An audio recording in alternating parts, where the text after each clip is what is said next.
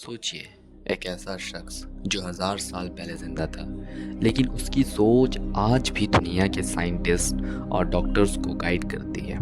एक ऐसा नाम जिसे west father of modern medicine कहते हैं, लेकिन हम उसे जानते हैं इब्न सीना के नाम से। वो सिर्फ एक डॉक्टर नहीं, बल्कि एक फिलोसोफर, साइंटिस्ट और जीनियस थिंकर थे। और उनकी कहानी इतनी पावरफुल है कि अगर आपने सुन ली तो आपका नज़रिया बदल सकता है। तो चलिए वीडियो को शुरू करते हैं और जानते हैं इब्न सीना के बारे में, एक ऐसा शख्स जो आज भी लोगों के दिलों में ज़िंदा है। इब्न सीना 1980 ईस्वी में पैदा हुए बुखारा की एक छोटी सी जगह अफशाना में, जो आज के उज़्बेकिस्तान में है। उनका असल नाम था अबू अली हुसैन इब्न अब्दुल्ला इब्न सीना, और बचपन से ही उनकी सोच आम बच्चों से बहुत आगे थी। सिर्फ 10 साल की उम्र में कुरान हिफ्ज़ कर लिया, फिर तफसीर, मैथमेटिक्स, लॉजिक और नेचुरल साइंसेस का सिलसिला शुरू हो गया। 16 साल की एज तक वो मेडिसिन में एक्सपर्ट हो चुके थे, और इतने एक्सपर्ट कि मशहूर डॉक्टर्स भी उनसे मशवरा लेते थे। एक बार जब एक किंग किसी अजीब और मुश्किल बीमारी का शिकार हुआ और सब डॉक्टर्स ने हाथ उठा लिए, तो इब्न सीना ने उसका इलाज किया। इस इलाज के बदले में उनको एक रॉयल लाइब्रेरी का एक्सेस दिया गया। वक्त गुजरता गया और इब्न सीना के काम ने मेडिसिन की दुनिया में इनकलाब ला दिया।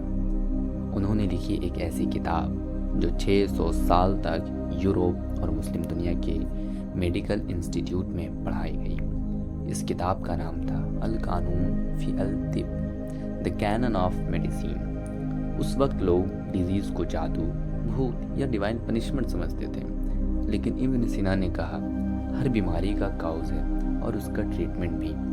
उन्होंने डायग्नोसिस के मॉडर्न प्रिंसिपल लिखे, जिसमें सिम्टम्स को ऑब्जर्व करना, पेशेंट हिस्ट्री लेना और इन्वायरमेंट का असर समझाना शामिल था। ये कॉन्सेप्ट यूरोप तक में नहीं थे, लेकिन इब्न सीना ने 11वीं सेंचुरी में इंट्रोड्यूस किए।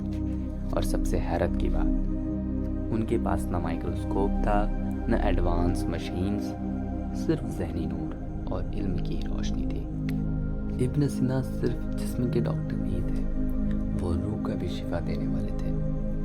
उनकी दूसरी अजीम किताब थी किताब अल शिफा, द बुक ऑफ हीलिंग। लेकिन इस किताब का हीलिंग जिस्म से ज़्यादा ज़हन और रूह के लिए थी। उन्होंने मेटाफिजिक्स, लॉजिक, साइकोलॉजी और एथिक्स जैसे टॉपिक्स पे लिखा, वो भी उस दौर में जब दुनिया सिर्फ ज़मीन तक सोचती थी और इब्न सीना आसमान के राज तक झांक रहे थे। वो सवाल उठाते थे, रूह क्या है? इंसान का असल वजूद क्या है? क्या हम सिर्फ जिस्म हैं या कुछ और भी?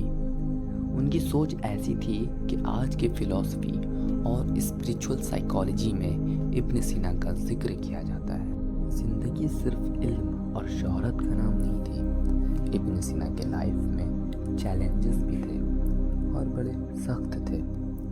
पॉलिटिकल कॉन्फ्लिक्ट्स और जेलस रूलर्स ने उन्हें जेल में डाल दिया।